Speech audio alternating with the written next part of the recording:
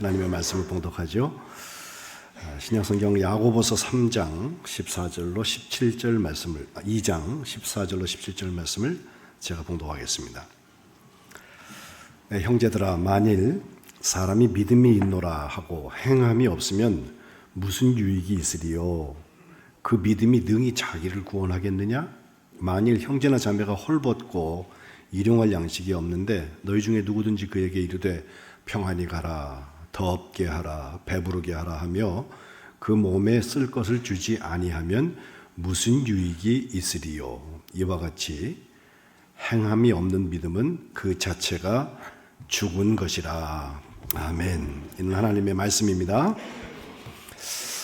오늘 연휴 중인데 함께 예배하시는 우리 거룩한 하나님의 자녀들, 하나님께서 을사년에도 갑절의 축복을 더하시기를 주님의 이름으로 축복합니다.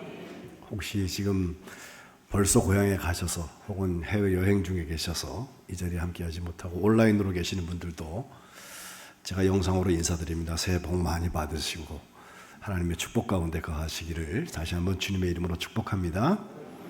우리 교우들이 교육자들을 섬기셔서 명절만 되면 참 기쁨으로 풍요로운 날들을 지낼 수 있어서 말씀을 전하면서 다시 한번 감사의 인사를 드립니다. 사실 을사년 시작된 줄 알았는데 아직 시작 안 됐습니다. 오늘까지는 갑진년이 맞고요. 내일까지인가요? 이제 설날이 지나면 그날부터 우리가 을사년이라고 합니다. 제가 역사를 공부하면서 우리나라에 을사년에 어떤 일이 있었나, 우리 어렸을 때는 을사보호조약이라고 그 해에 있었다. 120년 전에 일제가 우리를 침탈하기 위하여서 보호조약이라고 말했지만 나중에 우리가 을사늑약이라고 말을 바꿔버렸죠. 이게 외교권을 뺏어버리고 결국은 5년 후에 한일합방을 해서 우리를 침탈하는 그런 발판을 마련하는 순서였는데, 참 생각해보면 을사년에 일어날 일들이 무엇일까 기대가 되기도 하지만 살짝 마음에 걱정도 되는 것이 지금 나라가 아주 큰 혼란을 겪고 있기 때문에 그렇습니다. 그래도 우리가 확실하게 믿는 결론 하나는 역사의 주인 되신 하나님께서 이 모든 일을 해결해 주시길 우리가 간구할 때 하나님을 두려워하는 백성들을 그냥 버려두지 아니하시고 선한 길로 인도하시고 해결하여 주실 줄로 믿습니다. 사실 성경에도 을사, 사자가 뱀사자잖아요. 성경에도 뱀을 얘기할 때 창세기 3장 1절에 보면은 처음 그 선악과 따먹는 이야기가 나올 때 뱀을 표현하기를 하나님이 지으신 들짐승 중에 가장 간교하다 그랬거든요. 그 간교하다는 말이 사실은 지혜롭다는 뜻이기도 하고 아주 영특하다, 지능이 높고 재주가 많다 이런 뜻도 있지만 부정적으로 표현하면 속임수에 능하다는 뜻입니다. 히브리 원어를 보아도 아롬이라는 말은 교활하다는 뜻을 가지고 있습니다. 그런데 주님께서 신약 성경에 마태복음 10장 16절에 보면 제자들을 쭉 파송하시면서 하시는 말씀이 내가 너희들을 보내는 게 양을 이리 가운데다 보내는 것 같아 하시면서 뱀처럼 지혜로워야 된다. 또 비둘기같이 순결해야 된다. 지혜와 순결을 말씀하실 때 두 동물을 들었는데 하나는 뱀이고 하나는 공군에 있는 비둘기입니다. 뱀처럼 지혜롭다는 게 과연 무엇일까? 남을 속여서 물고 넘어뜨리는 것이 아니라 실제로 성경은 지혜의 근원을 하나님을 경외하는 데서 찾죠. 잠언 9장 10절에 다 같이 한번 읽을까요? 시작. 여호와를 경외하는 것이 지혜의 근본이요 거룩한 자를 아는 것이 명철이라. 아멘. 지혜와 명철이 충만한 사람은요 성경이 볼 때는 적어도 하나님을 두려워할 줄 알아요. 경외할 줄 알아요. 또 하나는 거룩하신 그분을 아는 것이 명철이라고 했어요. 근데 여러분, 제가 뱀처럼 지혜롭게 살아가고 또 비둘기처럼 순결하게 살아가라고 주님이 우리를 보내셨다고 했는데, 정말 지혜로운 사람은 언제 어디를 가든지 무엇을 하든지 하나님을 두려워할 줄 알아요. 하나님 안 계신 것처럼 사는 게 아니라 하나님이 지금도 살아계셔서 나와 함께 하신다, 이 확신 가지고 하나님을 두려워할 줄 안다는 것입니다. 그 경외심이라는 것은 글자를 바꿔 뒤집어 놓은 외경이라는 말과 조금 달라서, 외경은 이를테면 알버트 슈바이처 박사가 생명외경이라는 말을 그의 삶의 모토로 삼았는데, 이건 사람이 평면적으로 하는 것이고, 여기 경외한다고 할 때는 대상이 조금 위에 있다고 생각하시면 좋습니다. 바로 나보다 더 강력하신 그분에 대해서 우러나오는 숭배와 감탄과 공포, 이런 압도적인 느낌을 말한다고 정의하는 분들이 있는데, 공포, 두려워서 하는 것이 아니라 존경하는 데서 나오는 두려움이다. 아주 좋은 설명이 됩니다. 그리고 이 하나님을 존경하는 그 마음에서부터 하나님을 어려워하는 마음이 우리에게 생겨지면 특징적으로 나타나는 것이 우리의 삶의 모든 영역에서 단 한 번의 예외도 없이 하나님께서 간섭하시고 주권을 갖고 계시다. 저의 시작과 마지막 또 진행 모든 것이 한순간도 빼짐없이 하나님께서 절대 주권을 가지고 계시다고 하는 것을 인정하게 돼서 그 하나님을 믿고 의지하고 따르고 순종하는 삶의 자세를 갖게 된다는 것입니다.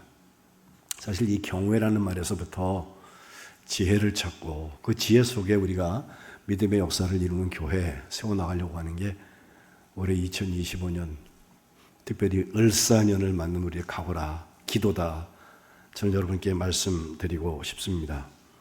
바라기는 이 믿음의 역사를 성령의 능력으로 이루는 교회가 될 때 하나님을 두려워하는 아름다운 역사들이 우리 가운데 이루어지시기를 축복합니다.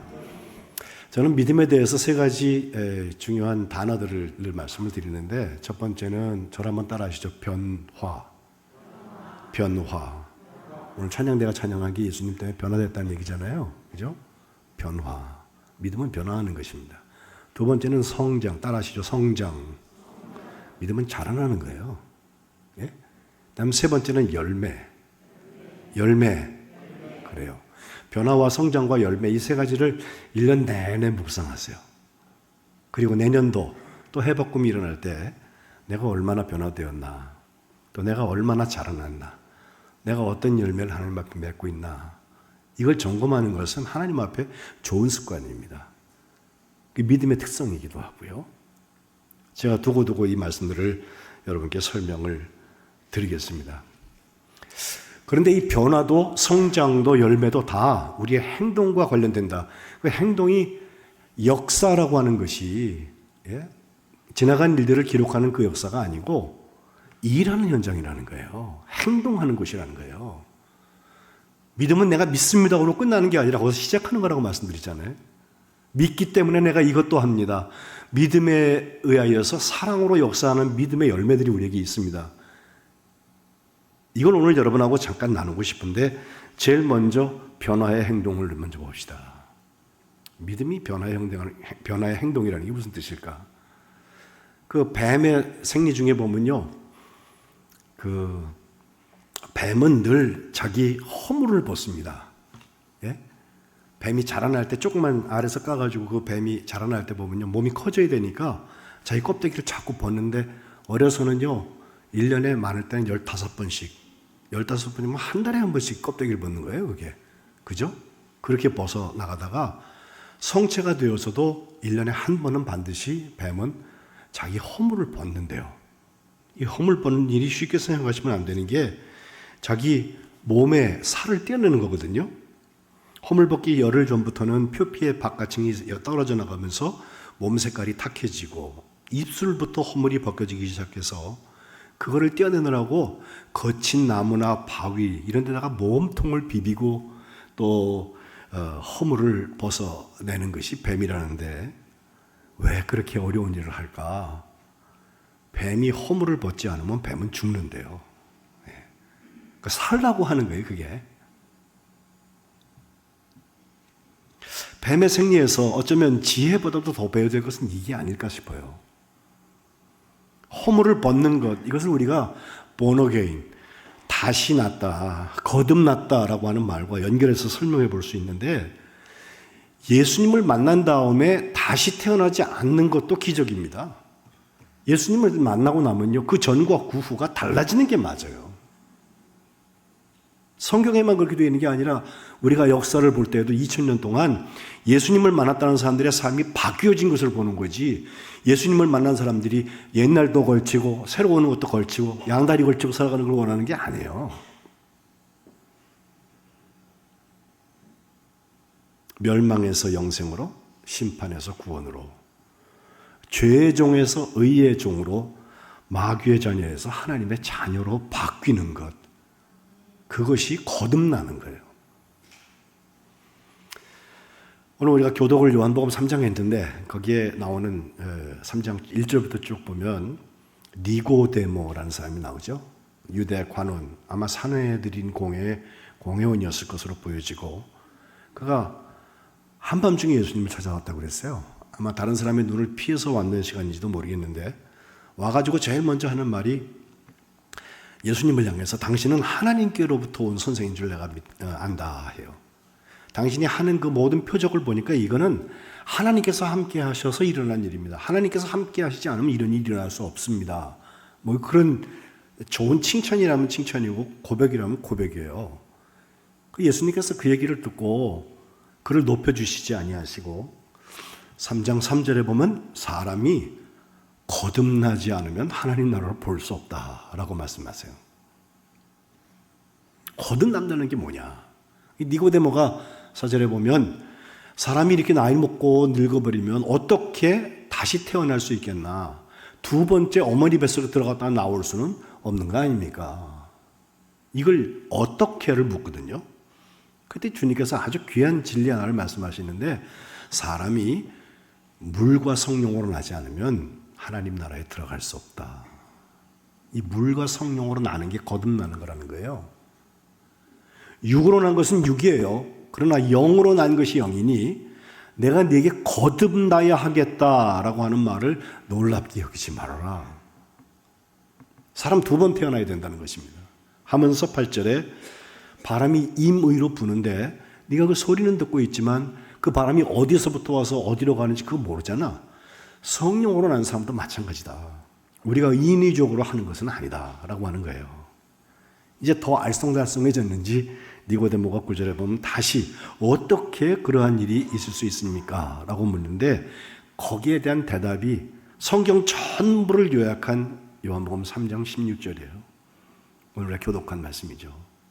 하나님이 세상을 이처럼 사랑하사 독생자를 주셨다. 그 독생자를 믿는 자마다 멸망하지 않고 영생을 얻게 하려 하십니다. 또 17절에 하나님께서 그 독생자 아들을 세상에 보내신 것은 세상을 심판하려는 것이 아니고 그런 말미암아 세상이 구원을 받게 하려는 것이다. 멸망과 영생 또 심판을 통하여서 정말 멸망으로 가는 사람들이 구원을 받게 하는 그 원리를 여기에 말씀하고 계신데, 성경은 바로 그 얘기에 대한 해설이라고도 볼 수 있습니다. 이 놀라운 진리가 니고데모에게서 어떻게 일어나는지는 우리는 몰라요. 그런데 두 번 더 니고데모의 얘기가 요한복음에 나오는데, 7장에 보면 성전 경비용들을 보내서 그 산헤드린에 예수님을 잡아오라고 그랬거든요. 잡아오지 못했어요. 근데 막 추궁을 하는데 그때 니고데모가 한마디 해요. 7장 51절에 우리 율법에 사람의 말을 듣고 그 행한 것을 알기 전에 심판하는 법은 없다. 예수님을 두둔하는 거죠, 지금. 그러니까 루머를 듣고 가짜 뉴스 듣고선 판단할 일이 아니라 정말 그가 그걸 행한 것이 무엇인지를 알고 심판해야 된다는 얘기거든요. 여기 행동의 중요성이 나옵니다. 그리고 그의 행동의 정점은 예수님의 십자가에서 한 번 더 나타나는데, 요한복음 19장에 예수님이 십자가에 죽으시는 장면, 제자들도 다 도망가고 사랑하시던 제자 요한 하나가 남아있는 그 자리, 그게 두 사람의 이름이 더 나오는데, 하나는 아리마대 사람 요셉, 예수님이 시신을 내려서 자기 무덤에 모시려고 했던 사람과 함께 니고데모가 등장하는데, 19장 39절은 이렇게 말해요. 일찍이 예수께 밤에 찾아왔던 니고데모. 요한복음 3장이죠. 그가 모략과 침향 섞은 것을 100리트라쯤 가지고 왔다. 1리트가 327g이라니까 약 한 32리터들이 큰 통에다가 향료를 잔뜩 가지고 와서 40절에 보면 결국 예수님을 시신을 모셔서 유대인의 장례법대로 향품과 함께 세마포로 싸는 일을 하게 됩니다. 니고데모, 거듭남에 대해서 예수님이 설명해 주시고 그것이 복음의 중심이 되었는데 바로 믿음 때문에 일어나는 행동의 역사를 그의 삶 가운데 경험한 걸 보면 후에 전래되는 이야기처럼 그가 예수님 때문에 순교했다는 얘기들도 있습니다만은 그걸 차치하고라도 예수 믿는 사람 분명히 바뀌어요. 변화돼요. 대표적인 사람 하나를 들려면 저는 세리 삭개오를 듣고 싶어요. 누가복음 19장에 나오거든요. 그는 세리장이었고 굉장한 부자였습니다. 사실 유대인들이 그때 부자였다고 하는 것이 별로 의미가 없어요. 일제시대에 한국 사람이 부자 돼봐야 남 좋은 일 하는 거예요. 그죠? 로마가 정권을 다 가지고 있는데 도토리 키재기예요. 아주 수탈되는 사람이 있는가 하면 그걸 또 빨아먹고 중간에서 기생해서 자리 잡고 있는 사람들이 있는 거예요. 근데 세리라는 직업 자체가 그래서 유대인들이 부자인지는 모르지만 그를 존경하지 않았습니다. 세리와 창기, 몸을 파는 사람이 두 종류는 대표적인 죄인의 직업이라면 직업이라고 그들은 생각을 했어요. 예수님이 세리와 창기들과 함께 친구가 되었다고 그래갖고 예수님을 자꾸 비판하고 그러지 않았습니까? 근데 이 삭개오라고 하는 사람은 여러분 아시는 것처럼 그의 키가 작았죠. 그리고 예수님이 오시는 소리를 듣고 예수님을 좀 보고 싶은데 사람이 너무 많아갖고 자기보다 키가 크니까 보이질 않아요. 그래서 예수님이 어느 쪽으로 가실까 예측을 한 다음에 그 길목에 있는 나무에 올라가게 되는데 거기 돌 무화과 나무에 올라가서 예수님을 기다렸더니 진짜 예수님이 그 앞으로 쭉 지나가시면서 자기 나무 앞에 딱 지나가시는데 그냥 지나가지 아니하시고 거기에 딱 서서 쳐다보세요. 그리고 하신 말씀, 이름을 부르면서 삭개오야 속히 내려와라. 내가 오늘 네 집에 유하여야 되겠다라고 말씀하시거든요. 삭개오는 그 얘기를 듣자마자 급히 뛰어내려와가지고선 너무 기뻐서 예수님을 영접을 하게 되는데 그 영접하는 세리장, 키 작은 세리장과 예수님의 관계를 보고서 사람들은 수근거립니다. 야, 이제 예수 저 사람은 죄인의 집에 유하러 들어가네? 죄인과 친구가 된다는 것을 설명하고 있는데요. 그때 삭개오는 완전히 다른 얘기 한마디예요. 8절에 주여 보시옵소서.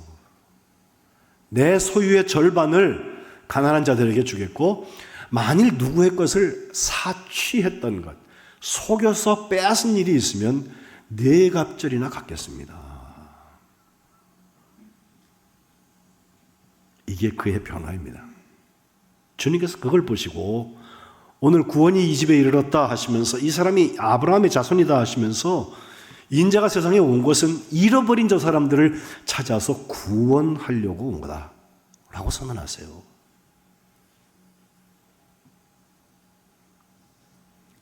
삭개오의 변화처럼 우리가 오버할 필요는 없을지 몰라요. 그러나 적어도 방향을 바꿔야 합니다. 예수님을 믿는 사람은 믿는 방향으로 바뀌는 거예요. 믿기 때문에 일이 달라지는 거예요. 행동이 달라지는 거예요. 명절이 되면 고민이 아직도 많은 분들도 계세요. 제사를 지내야 되나 말아야 되나 부터 시작해서 또 우리 가족들 중에 조금 친척볼 되는 관계에 있는 사람들 중에서 별로 보고 싶지 않은 사람들 있잖아요. 또 만나야 되는데 어떻게 해야 되나, 세뱃돈은 얼마를 줘야 되나 부터 시작해서 고민들이 많으실 거예요. 예수님 때문에 한번 바꿔보세요.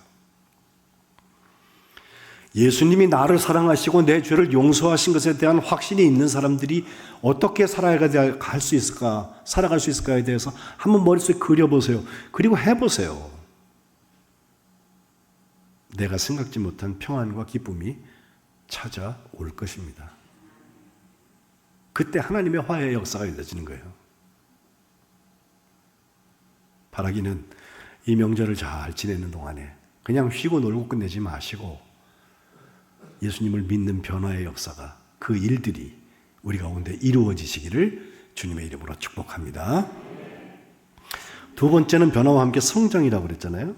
거듭나는 그 변화의 자리는 자라나는 행위, 성장에서 나타납니다. 오늘 본문이 야고보서 2장, 지난 주간에 우리가 새벽기도 중에 읽은 묵상한 말씀인데 14절부터 보면 정말 죽은 믿음이 아니었으면 하는 마음으로 하는 말이죠. 어떤 사람이 믿음이 있다고 하면서 아무런 행동이 없다, 아무런 역사가 없으면 그게 무슨 유익이 있냐, 그런 믿음이 능히 자기를 구원하겠냐까지 물으면서 15절, 만일 형제나 자매가 헐벗고 아무런 먹을 게 없어요. 근데 거기 가가지고서 평안히 가라, 덥게 하라, 또 배 부르게 하라 하면서 그 몸에 쓸 것을 하나도 주지 않으면 그게 무슨 유익이 있냐는 거예요. 그래서 행함이 없는 믿음은 그 자체가 죽은 것이라고 그랬어요. 거꾸로 말하면 산 믿음은 행함이 있다는 거예요.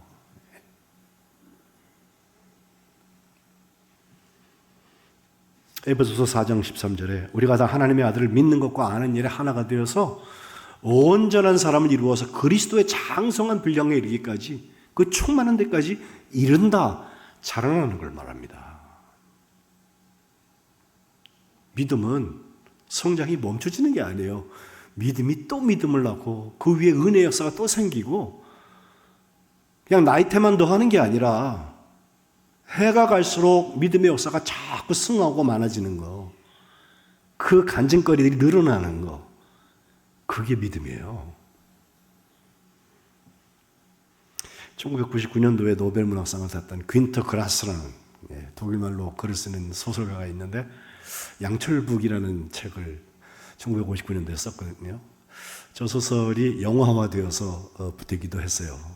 저 소설에 보면요, 오스카라고 하는 한 아이가 나오는데 그 아이가 어려서부터 굉장히 지능이 좋아요.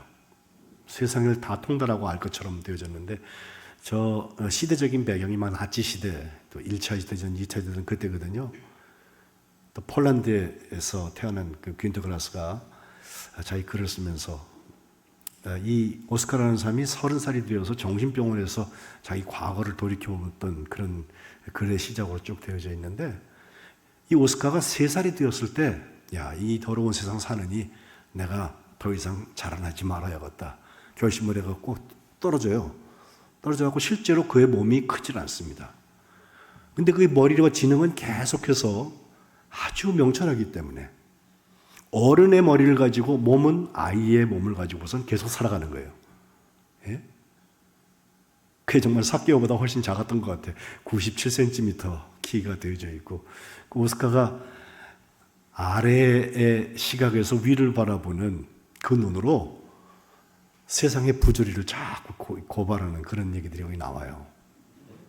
우리가 관점을 3가지로 말하는데, 하나는 저 위에서 보는 관점, 아마 드론이 위에서 공격하는 것처럼, 혹은 인공위성처럼 독일어권에서는 이제 새 관점이다라고 말을 하는데, 위에서 내려다보면은 우리가 내비로 이렇게 볼 때 내 앞에는 안 보이지만 위에서 보면 다 보이거든요. 저기가 막히니까 이쪽으로 가시오 알려주잖아요.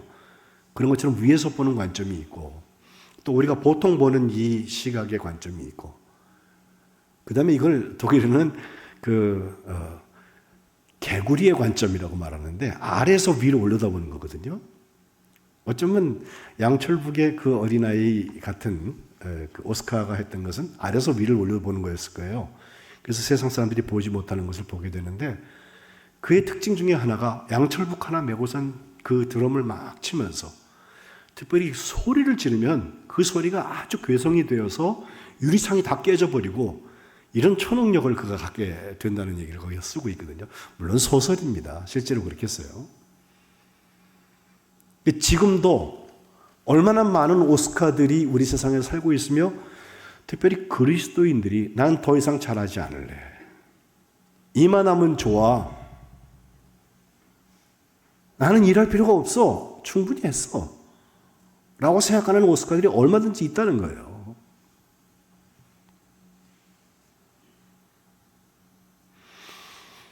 성장통이라는 말을 합니다.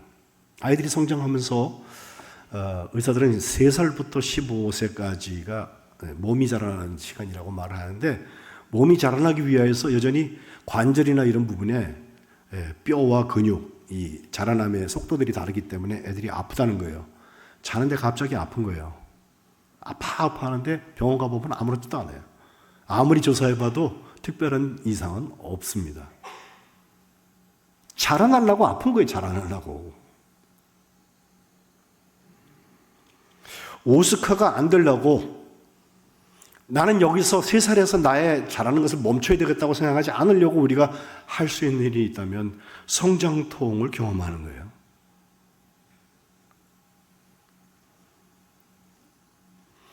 개인이나 조직, 사회가 발전하면서 필연적으로 발생하는 부작용이 있을 때 그것을 성장통이라고 말해보는 것은 이런 이유입니다.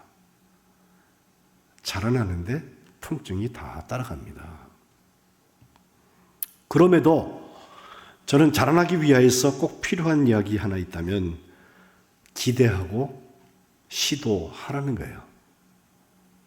저는 이 말을 누구에게 배웠냐면 인도 선교사였던 윌리엄 캐리라는 분에게서 배웠는데, 그분이 제가 인도 선교를 한 10년 넘게 지금 계속 하고 있으면서 선교사와 관계를 해보니까 그 선교사의 아이가 3명이 있는데 첫째 아이의 이름을 윌리엄이라고 줬어요. 바로 저 선교사 윌리엄 캐리의 이름을 받아서 거기다가 넣은 것 같아요. 그랬다고 그래요. 저 사람은 영국 사람입니다. 영국의 식민지였던 인도에 하나님의 부르심을 받아서 가서 선교를 하게 되는데, 그가 거기 도착해서 40년을 선교하는 중에 처음 도착했을 때 보니까 그의 가정에 시련이 찾아와요. 자기 아내가 정신분열이 생겨가지고 고통받기 시작하고, 아들이 둘 있는데 애들이 막 이질 걸려가지고 그 사회 상황이 훨씬 더 열악하니까 그게 고통받고, 이런 아픔을 감내하면서 그들에게 예수 그리스도를 전하기 위해서 성경을 번역하고 그걸 나눠주기 위해서 학교 나눠주기 위해서 만들고 출판 사업하고 아주 귀한 일들을 잘 감당해서 그를 우리가 선교의 아버지라고까지 말을 하는데, 저기 여러분 보시는 저 글이 그가 남겨놓은 아주 유명한 말이에요. 자기가 자기 고향을 떠날 때 고향 교회에 가서 설교하기를 하나님으로부터 위대한 일을 기대하십시오. 기대하라는 거예요. 또 하나님을 위하여서 위대한 일을 시도하십시오라고 그랬어요. expect하고 attempt라는 거. 기대하고 시도하라는 거예요. 기대만 하면 안 돼. 하나님이 해주시겠지. 그리고 난 기도의 응답 주님이 할 줄로 믿습니다. 그러고 끝나면 안 돼. 그 다음에는 하라는 거예요. 특별히 하나님을 위하여서 위대한 일들을 함께 하라는 거예요. 분명히 성장통이 찾아올 것입니다.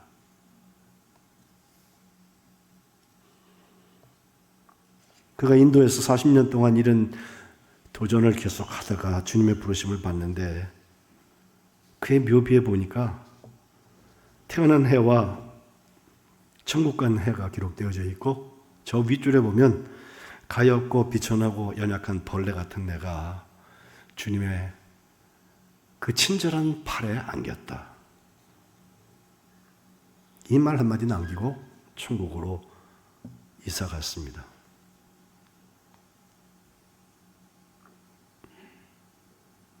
어느 선교 현장 하나가 다 그렇게 녹록한 곳이 없습니다. 그러나 그 현장에 가 있는 사람들이 성장을 알아요. 우리 다 가지 못하잖아요. 그래서 선교 현장들을 품어야 돼요. 코로나 이후에 선교 현장에 보냄받은 하나님의 일꾼들이 점점 더 어려워지고 있어요.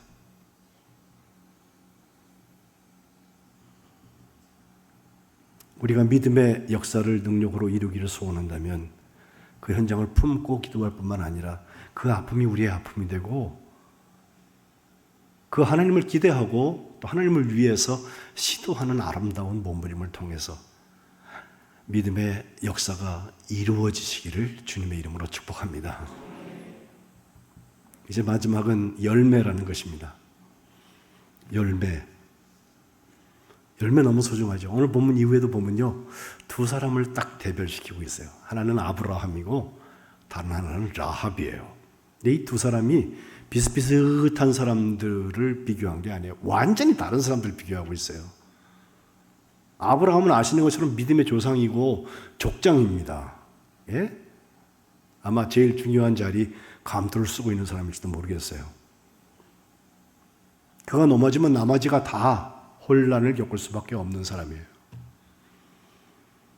근데 그가 했던 일은 무엇입니까? 그를 통하여서 혈통이 계속 이어져야 되는데 아이가 없어서 없는 줄 알고 살다가 하나님께서 100살의 아이를 주셨거든요. 그 아이가 20년 넘게 컸어요. 하나님께서 어느 날 갑자기 모리아산에 갔다가 그 아들을 바치라고 그러니까 데리고 가요. 가서 그에게 칼을 들어요.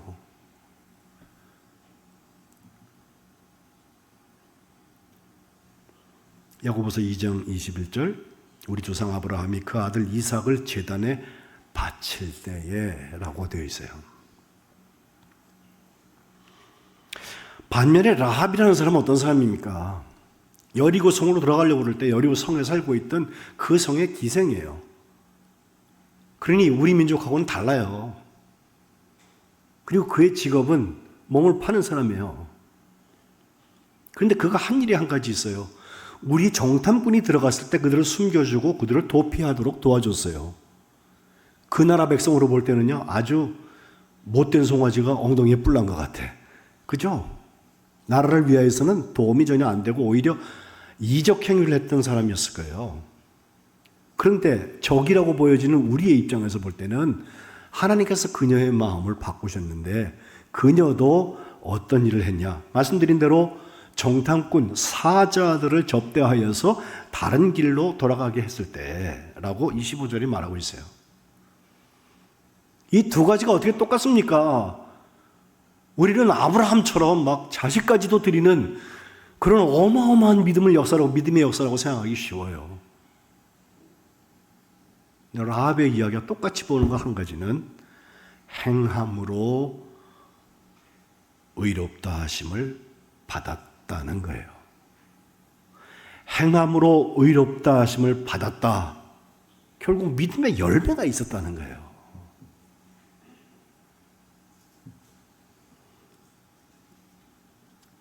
야고보서 2장의 결론은 영혼 없는 몸이 죽은 것처럼 행함이 없는 믿음은 죽은 거다.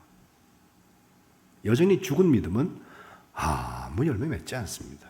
열매에 관심이 없어요. 그냥 시간 지나가면은 때가 되면 맞춰지겠지. 요한복음 15장으로 돌아와 봅시다. 거기는 예수님께서 포도나무와 가지에 대한 비유를 말씀하고 계신데 우리가 가지고 예수님은 포도나무라고 하셨어요.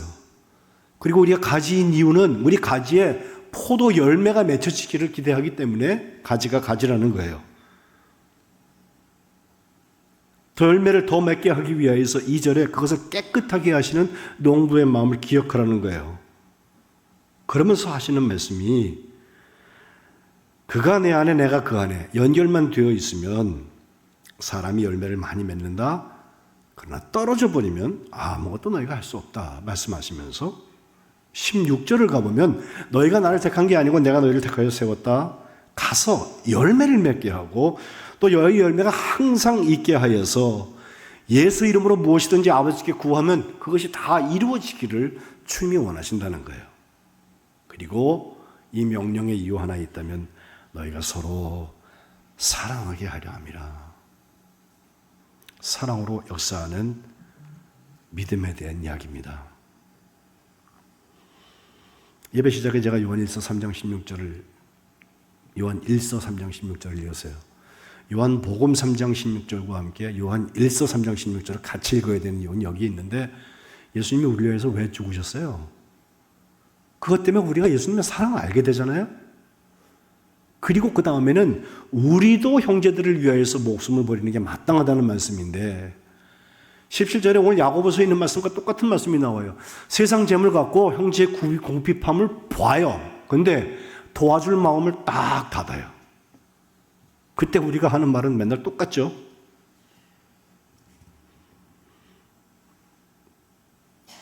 헐벗고 일용할 양식이 없는 사람에게 평안히 가라, 덥게 하라, 배부르게 하라. 그러면서 아무것도 주지 않으면 무슨 유익이 있겠냐.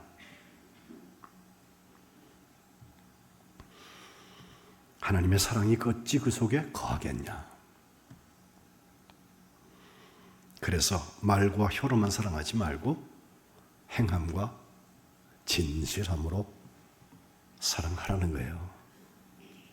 명절이 오면 우리가 이 말씀을 마음에 두면 좋겠어요. 우리 가족들, 친척들 다 만나잖아요. 심지어 여행을 가셔서도 진짜 사랑하는 거 한번 해보세요. 멋지게 해보세요.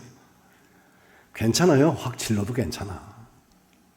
자기를 위해서는 그렇게 쓰면서 한번 예수님의 쓰임받는 데는 인색한 사람들이 있잖아. 그러지 말고 여러분의 삶에 주님께서 사랑하시는 그 대상을 위하여서 최선을 다해보세요. 그러면 행함과 진실함으로 감당하는 거기에 주님의 열매가 맺혀질 것입니다. 오랫동안 우리가 풀지 못했던 숙제가 그때 풀려집니다.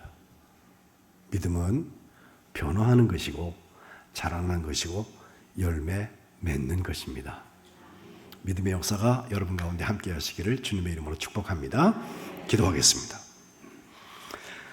하나님, 믿음의 역사를 기도하는 이해 을사년을 열면서 저희가 다시 한번 결심합니다. 예수님을 믿는 믿음 때문에 저희가 변화되게 하시고 거듭나게 하시고 하나님이 기뻐하시는 자녀가 되게 하여 주옵소서. 우리의 믿음은 매일매일 자라나게 하시고 하나님으로부터 위대한 일을 기대하며 하나님을 위해서 위대한 일을 시도하게 하여 주옵소서. 하나님, 우리의 믿음이 열매 맺는 행동 되어서 하나님께 영광을 돌려드리고 하나님의 기쁨의 주인공들이 되게 하여 주옵소서. 예수님의 이름으로 기도합니다. 아멘.